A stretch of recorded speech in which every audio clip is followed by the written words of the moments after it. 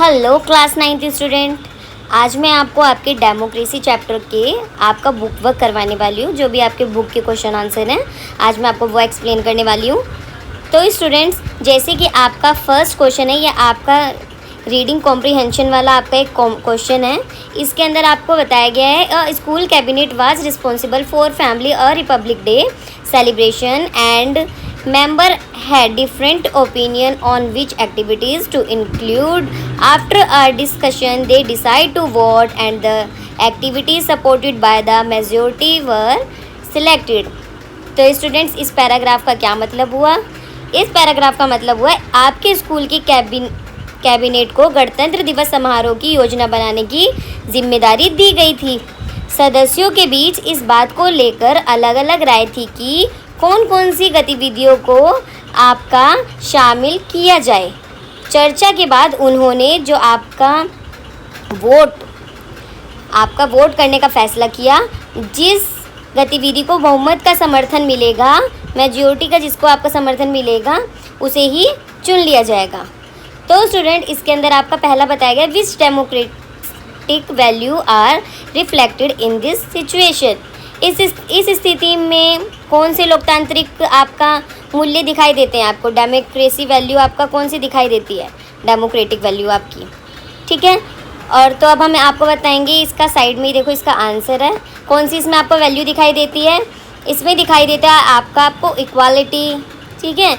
इसमें हमें इक्वालिटी दिखाई देती है, पार्टिसिपेशन दिखाई देता है आपका, freedom of opinion and respect for majority decision और बहुमत के निर्णय का सम्मान जैसे लोकतांत्रिक मूल्य दिखाई देते हैं। वहीं आपका इसका सेकंड जो आपका बी है, how does voting help resolve differences of opinion.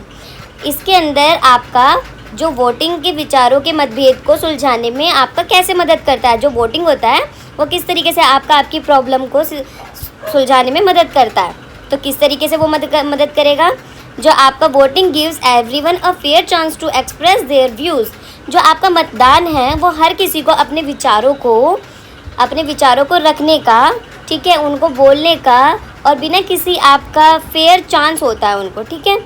जिस तरह से सबको ज़्यादा समर्थन मिलता है, ठीक है, जिस ओपिनियन से सबको ज़्यादा सपोर्ट मिलता है, ठीक है, इससे ही क्या कर लिया जाएगा, आपको मतभेद को शांतिपूर्ण तरीके से आपका सुलझाने में आपकी क्या होगी, मदद मिलेगी, ठीक है। जिसका भी आपका वोटिंग आपके अच्छे से जिसकी भी की जाएगी, जिसके पास भी ज़्यादा वोट आएगी, उससे आपका क्या होगा, जितने भी आपका जो डिसीज़न होगा आपका, उसको शांतिपूर्ण तरीके से आपका क्या होगा, यूनिटी आपका एक साथ मिलकर और फेयरनेस तरीके से क्या कर लिया जाएगा, सुलझा दिया जाएगा, ठीक है। डिफरेंसेस पीसफुली आपका रिसोल्व कर दिया जाएगा उसको, ठीक है। तो फिर स्टूडेंट आपका जाता है इसमें third, why is the majority decision important in a democracy. इसमें आपका पूछा गया आपको लोकतंत्र में बहुमत जो आपका होता है, मेजॉरिटी का जो डिसीजन है वो क्यों ज़रूरी है, क्यों महत्वपूर्ण है। The majority decision is important because it ensure that the final decision represents the will of most people maintaining unity and fairness. क्यों ज़रूरी होता है आपको बहुमत का, जो आपका मेजॉरिटी का निर्णय क्यों महत्वपूर्ण होता है? जो स्टूडेंट्स आपका मेजॉरिटी का डिसीज़न होता है वो इसलिए महत्वपूर्ण होता है क्योंकि यह क्या करता है, आपका जो आपका लास्ट डिसीज़न आता है, अंतिम फैसला ज़्यादातर लोगों की इच्छा का क्या करेगा, आपको सपोर्ट करता है, रिप्रेजेंट करता है ज़्यादातर लोगों की इच्छा को, जिससे आपका क्या होता है, आपका समाज में एक इक्वालिटी आती है, आपकी एक समानता आती है, आपकी यूनिटी बनी रहती है, और क्या दिखती है आपकी वहाँ फेयरनेस दिखाई देती है, ठीक है, निष्पक्षता आपकी दिखाई देती है। तो जहाँ पे आपका स्टूडेंट जहाँ पे भी ज़्यादा मेजॉरिटी का डिसीज़न होता है वहीं पे ही आपका अंतिम फैसला ले लिया जाता है। अब आपका इसमें डी है, mention responsibilities of elected representatives after a decision is made. निर्णय लेने के बाद चुने हुए जो आपके रिप्रेजेंटेटिव्स होते हैं उनकी क्या जिम्मेदारियां होती है, अब बताना उनकी क्या जिम्मेदारियां होती है। इसके अंदर क्या क्या जिम्मेदारी होती है कि वो आपका किसके लिए काम करेंगे, work in the interest of the people, वो जनता के लिए काम करेंगे, जनता के जो भी इंटरेस्ट के अकॉर्डिंग काम करेंगे, ठीक है। और लिए गए निर्णयों को क्या करें, वो क्या करें, इम्प्लीमेंट करें उनके डिसीज़न को, और क्या करें, आपका अकाउंटेबल रहें, और किससे, आपका जितने भी सिटीजन्स हैं उनके टच में रहें। तो स्टूडेंट्स, आपका इस पैराग्राफ से आपकी बहुत सारी चीज़ें क्लियर हो गई। वहीं आपका सेकंड क्वेश्चन आपको क्या कह रहा है, ये आपको कह रहा है कि how would democracy be affected in if citizen stopped following laws and civic responsibilities. अब इसका एग्जाम्पल भी देना है आपको। इसमें आपका क्या बताया गया स्टूडेंट, इसमें आपको ये बताना है कि किस तरीके से जो आपका नागरिक है वो कानून, आपके जो लॉज हैं और आपका सिविक रिस्पॉन्सिबिलिटी है, आपकी जो नागरिक जिम्मेदारियों का पालन करना, अगर वो बंद कर देता है तो डेमोक्रेसी पे आपका किस तरीके का इफ़ेक्ट पड़ेगा। अब हम उसे एग्जाम्पल के थ्रू समझाना है।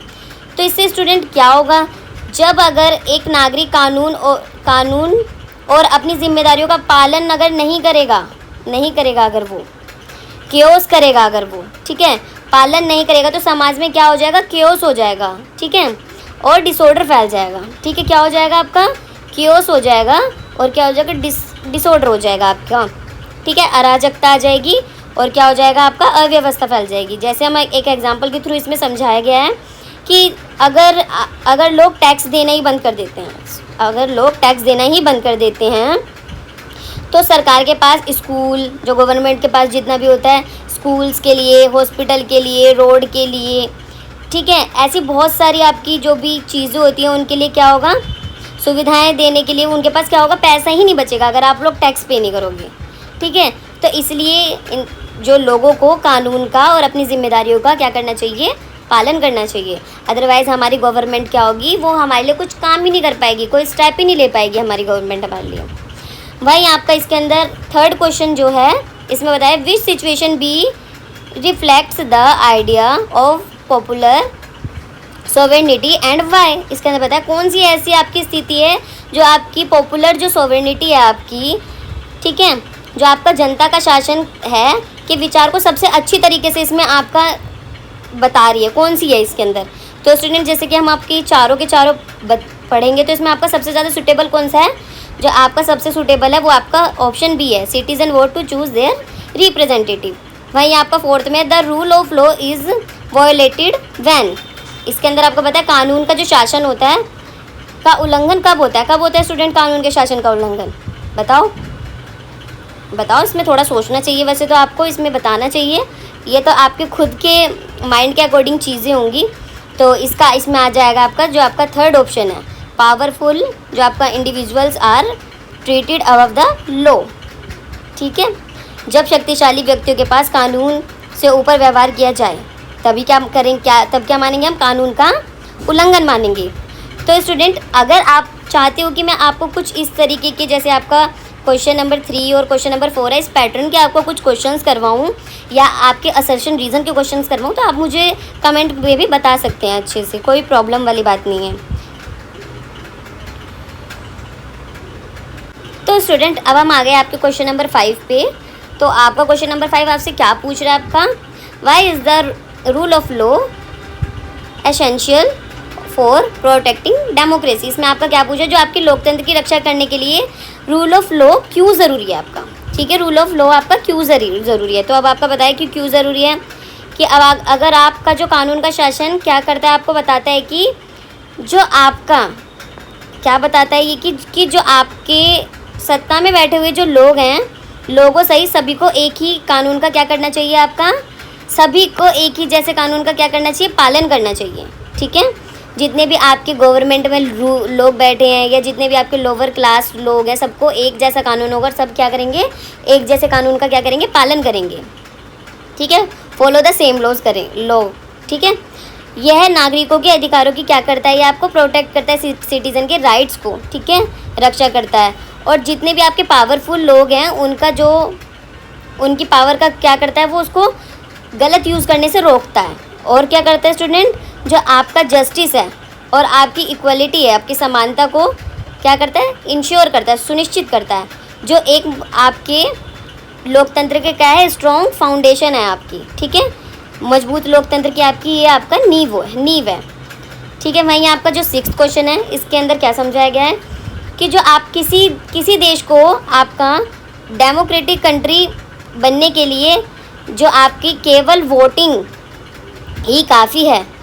इसमें आपको बताया गया कि सिर्फ और सिर्फ एक डेमोक्रेटिक कंट्री बनने के लिए आपकी एक वोटिंग ही काफ़ी है। ठीक है, पाठ के उदाहरणों से अपने उत्तर को क्या करना है, इसमें हमें एक्सप्लेन करना है आपको। ठीक है, समझाना है इसको। ठीक है, एग्जाम्पल्स के थ्रू। तो इसमें हम बताएंगे कि क्या ज़रूरी है ऐसा कि भाई एक डेमोक्रेटिक कंट्री में सिर्फ और सिर्फ केवल वोटिंग ही काफ़ी होती है। तो इसमें हम बताएंगे नो।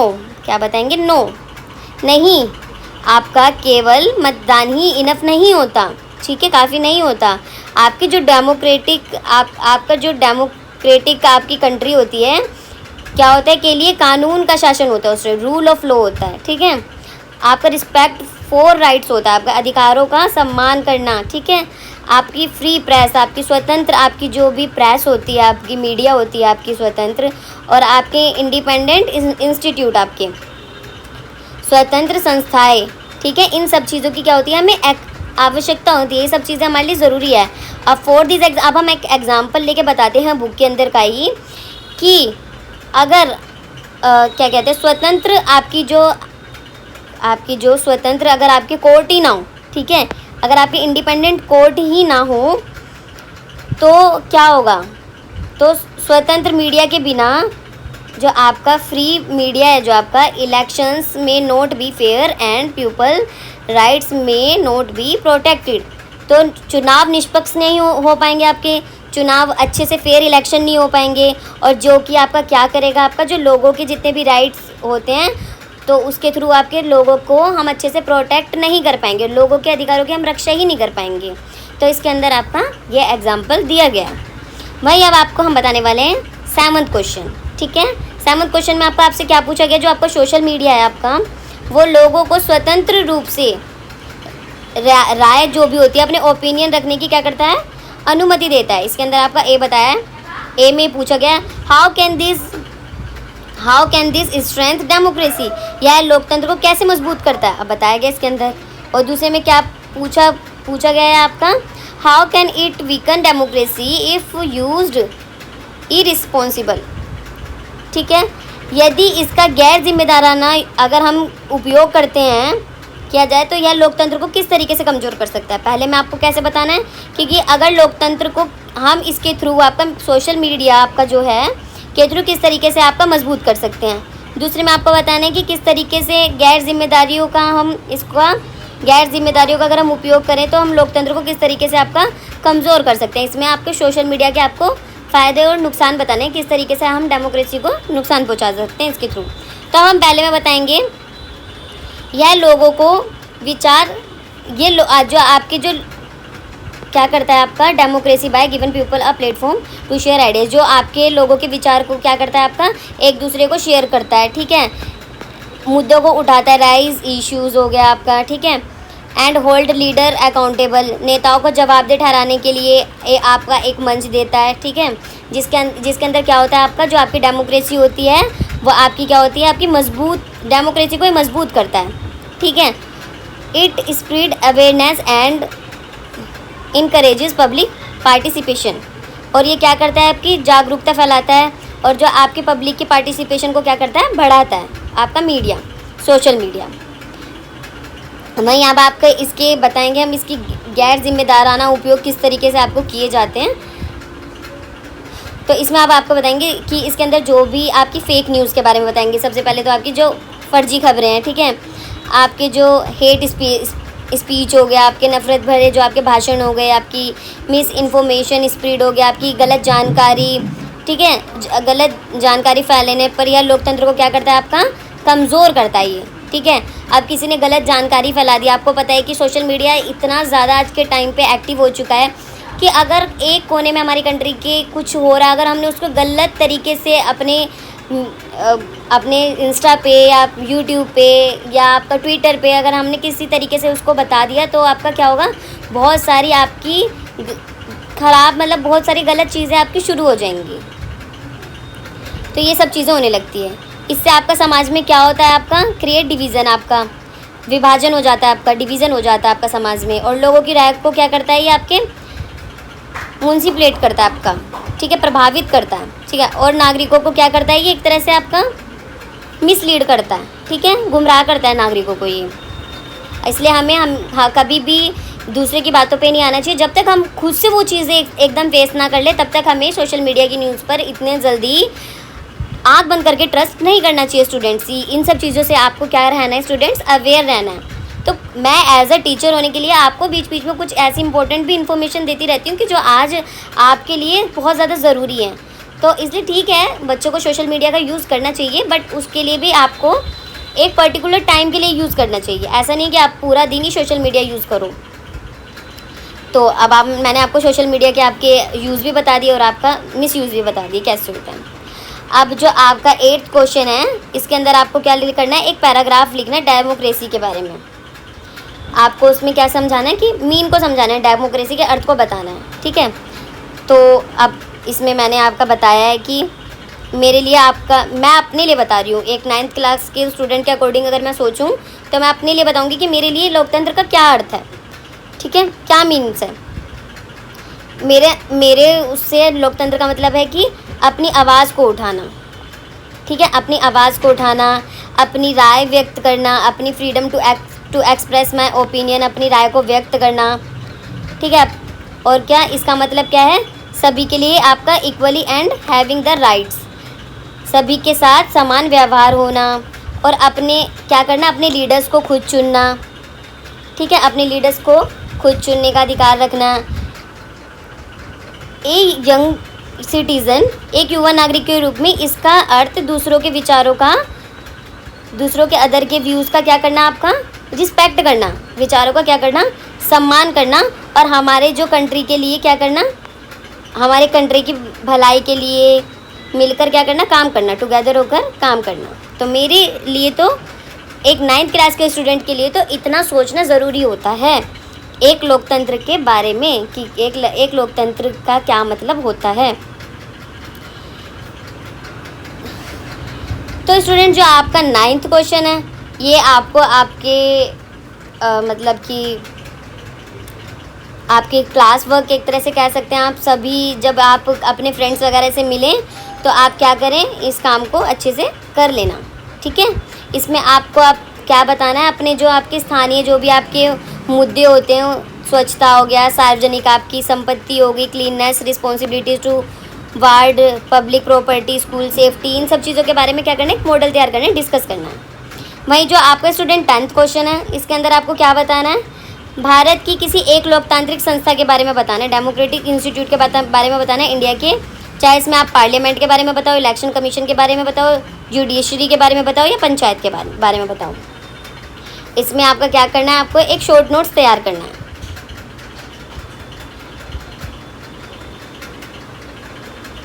ठीक है स्टूडेंट।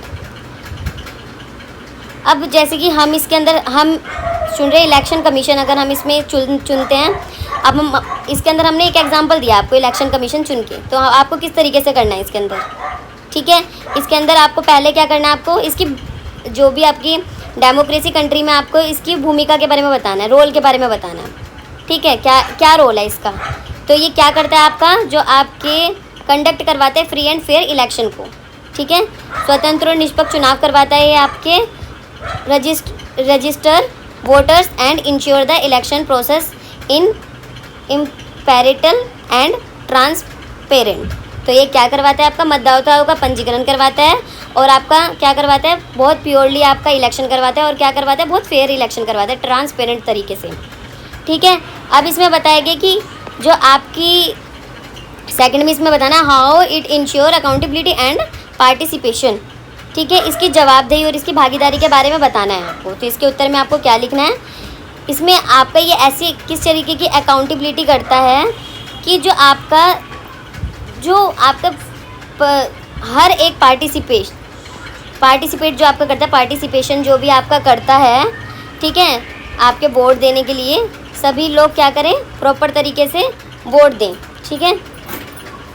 साथ ही क्या करें, अनुचित जो भी आपकी पीछे की आपकी जितनी भी प्रथाओं को रोकने के लिए राजनीतिक दलों तथा उम्मीदवारों की निगरानी करके जवाबदेही, ठीक है, जवाबदेही और भागीदारी को क्या करें, सुनिश्चित करें, तो अब आपको बता दिया कि आपका पहले तो फेयर इलेक्शन करवाना है और सभी को क्या करना है, आपका सभी को आप नागरिकों को वोट देना है, ठीक है। एलिजिबल बनाना है नागरिकों को, मतदान कर सकें ताकि वो, ठीक है, जो भी और जितने भी आपकी जो इनलीगल जो भी अनुचित प्रथा है उनको क्या कर सके, रोक सकें, ठीक है। तो आपका 10th क्वेश्चन आपको समझ लिया है आपने। वहीं आपका जो 11th क्वेश्चन है वो आपका क्या बता रहा है, जो भारत के अंदर जो आपका लोकतंत्र को मजबूत करने की क्या भूमिका बतानी है आपको, कि किस तरीके से हम अपनी डेमोक्रेसी कंट्री के अंदर किसको, अपने कॉन्स्टिट्यूशन को मजबूत कर सकते हैं, ठीक है, ये बताएंगे हम आपको। तो इसके अंदर हम आंसर बताएंगे, जो आपका भारत का जो संविधान है जो भारत का, वो आपके क्या है, बैकबोन है किसकी, आपकी डेमोक्रेसी की बैकबोन है, ठीक है। जो आपका क्या करता है, ये नागरिकों को फंडामेंटल क्या देता है, आपका फंडामेंटल राइट्स की गारंटी देता है आपका, ठीक है, और इंश्योर करता है आपकी समानता को, आपका सुनिश्चित करता है इक्वालिटी को, ठीक है, इंश्योर करता है इक्वालिटी को, और सरकार के काम करने का आपको क्या देता है, आपका एक फ्रेमवर्क आपका तैयार करता है, सरकार को काम करने का एक फ्रेमवर्क तैयार करता है। जो आपका लोकतंत्र है, ठीक है, जो आपका लोकतंत्र है वो आपके पहले तो क्या है, बैकबोन है, आपके जो कॉन्स्टिट्यूशन की बैकबोन है, जो आपके नागरिकों को फंडामेंटल राइट्स प्रोवाइड करता है, ठीक है, आपकी समानता सुनिश्चित करता है, सरकार के काम करने का ढंग तैयार करता है, स्वतंत्र आपकी न्यायपालिका है, इंडिपेंडेंट जुडिशरी है, और स्वतंत्र चुनावों का प्रावधान करता है, जो एक लोकतंत्र की क्या करता है, आपका रक्षा करता है। इसी को ही बोलेंगे हम लोकतंत्र की रक्षा करना। कॉन्स्टिट्यूशन जो स्टूडेंट्स है हमारे इंडिया के अंदर बहुत ही ज़्यादा ज़रूरी है। एक जो आपकी डेमोक्रेटिक कंट्री होगी उसमें उसका कॉन्स्टिट्यूशन उसका ज़रूर होगा, और उस कॉन्स्टिट्यूशन के अंदर आपके फंडामेंटल राइट्स, आपके जितने भी लॉज हैं, ये सारे के सारे उसमें लिखे होंगे। यहाँ तक कि जो भी आपका सुप्रीम कोर्ट है, वो जो भी आपका फ़ैसला देता है वो भी आपके सारे के सारे कॉन्स्टिट्यूशन के अंदर लिखें कि किस फैसले को किस आपके दायरे में देना है। तो हमारा कॉन्स्टिट्यूशन बहुत ही ज़्यादा ज़रूरी होता है। अब हम बताने वाले हैं इसके 12th क्वेश्चन, जो हमारा लास्ट क्वेश्चन है। What challenge do you think democracy in India faces today. आपको बताना कि आज के भारत में लोकतंत्र को किन चैलेंजेस का सामना करना पड़ रहा है। तो अब हम बताएंगे किन चैलेंजेस का आपको सामना करना पड़ रहा है। फर्स्ट स्टूडेंट्स, आपका करप्शन, आपका भ्रष्टाचार का, पॉवर्टी का, गरीबी का, ठीक है, आपका लैक ऑफ अवेयरनेस, आपकी जागरूकता की कमी, ठीक है, कम्युनिज़्म, आपका सांप्रदायिकता का, डिस्क्रिमिनेशन का, भेदभाव का, ठीक है, और जो आपका जितनी भी आपकी ये जो जितनी भी राजनीतिक पार्टियां हैं आपकी, और जो आपको गलत मिस इन्फॉर्मेशन जो भी आपकी इसके अंदर क्या की जाती है, शामिल की जाती है, किस तरीके से लोगों को मिस इन्फॉर्मेशन भी दी जा रही है।